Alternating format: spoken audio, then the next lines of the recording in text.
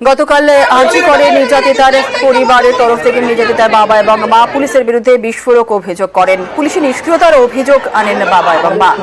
দেহ বের করার সময় শববাহী গাড়িতে উঠতে দেওয়া হয়নি এমনটাই অভিযোগ করেন। শুধু তাই নয়, ধাক্কা দিয়ে গাড়িতে উঠতে দেয়নি পুলিশ এমনটাও অভিযোগ করেছেন নির্যাতিতার বাবা এবং মা। পরিবারকে বাড়িতে ঢুকতে বাধা দেওয়ারও অভিযোগ তোলেন নির্যাতিতার বাবা এবং মা। তারা কোনো মেডিকেল টেস্ট করলো না, আগেই তারা বলে দিল আত্মহত্যা করেছে। পোস্টমর্টম করতে হাসপাতালে দেরি করলো কেন? আমি 6:30 থেকে 7টার মধ্যে এফআইআর করলাম। রেজিস্টার হলো কখন? 11টা 45 মিনিটে পরে দেখতে পাচ্ছি।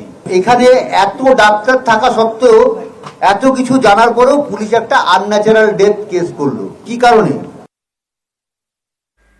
আমাদের স্টুডেন্টদের বলবো কিছু ভিডিও আসবে না।